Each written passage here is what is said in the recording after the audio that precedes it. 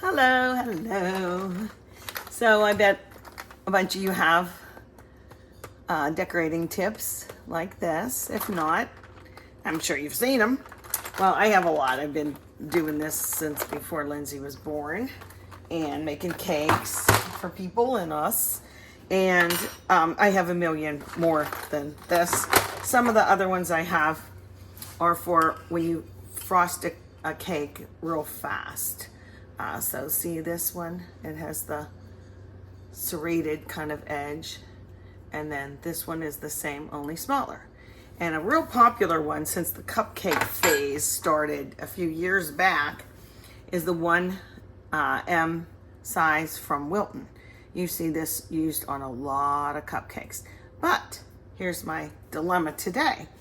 I made some mashed potatoes and I leave a lot of the skin on, and they won't fit through this because I'm going to pipe it on. Let me see if I can grab this and show you. You've seen me make this before. It's shepherd's pie or cottage pie, it's called. See this, and I'm gonna put the potatoes on, but I want them kind of fancy this time. I usually can just glob them on and ice it like I'm icing a cake, but this is what I did. Since it wouldn't fit in there, and these, I didn't want the look of this, I took the 1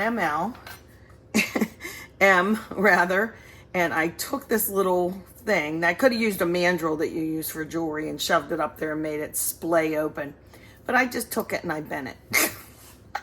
So you're gonna find out with me if this works or not. So I'm gonna put, I buy these pastry bags by the million. I'm kidding, but it just feels like it. So I'm gonna put my mashed potatoes in here, but I gotta put the tip in first.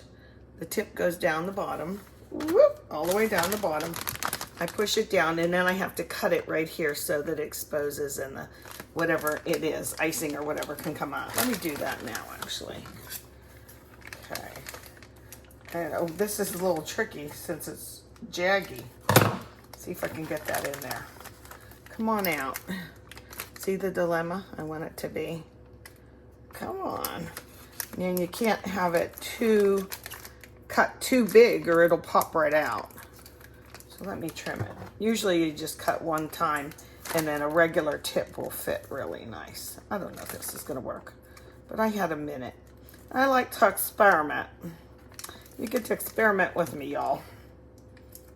Okay, it's popping through. That was the idea. It needed to pop through like that and be a little bit snug. Okay, so now I can get my mashed potatoes in here. Okay, they're warm, but they're not super hot. I put things down in like icing and then scrape it like that. Okay, then I'll shake it on down. See what we got. Yeah, because the potato skin won't fit through. Sometimes when I make that ermine icing, it's called baker's icing. I'm gonna need more than that, but this bag is hot now. I have little bits of the flour mixture that like kind of gets thick and coagulates, and it won't go through the little decorator tips. And it's like, there'll be like a little clog in the system, and I have to try and get rid of it. Okay, I just do this. I give it a twist, make sure everything seems to go down. Let me get that over here. We'll see what we can do here. I'm gonna put it on this. I don't want my counter. You know how it is with cast iron. Stays really hot. Doesn't look hot, but it is. Can you see that? Let's see if it works. What do you think?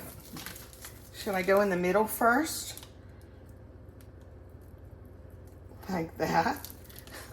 Not too bad. Oh, this is so hot though. You know what I need? I'm squeezing hot mashed potatoes. Okay. I usually squeeze from here though. Maybe I can ad lib like this. Okay, you gotta do what you gotta do. Come here, you. Can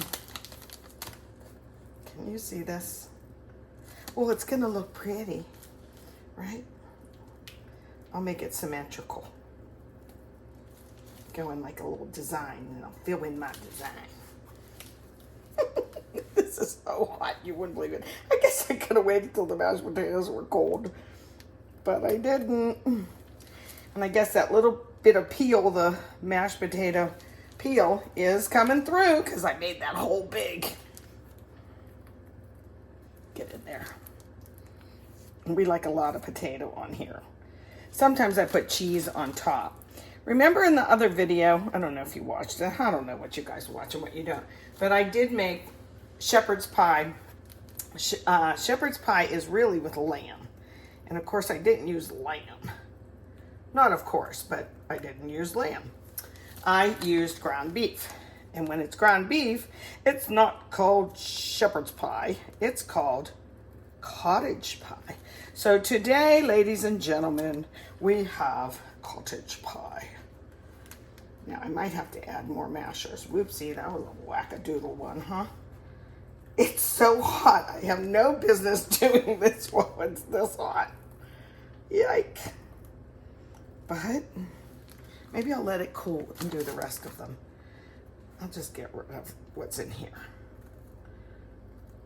One of the first little designs that I made whenever I started making cakes, and one of the first ones was Lindsay's first birthday.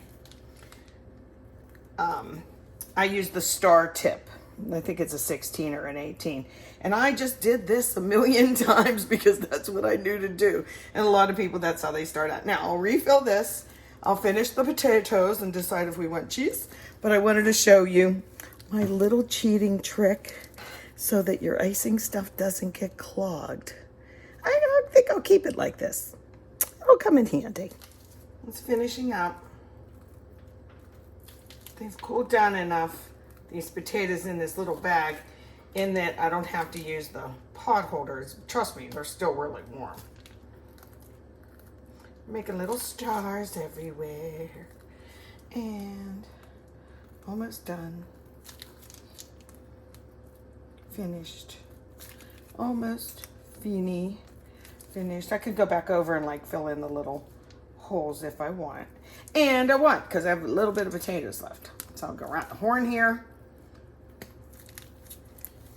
Finish. Well, don't that look pretty? It really didn't take me that long. And I'm going to use every bit of potato I can get in there. All right, there we go. And it'll be nice and brown because when it has peaks, the top of the peaks can get a little crispy, like with cheese like that. Tastes really good. In the oven it goes.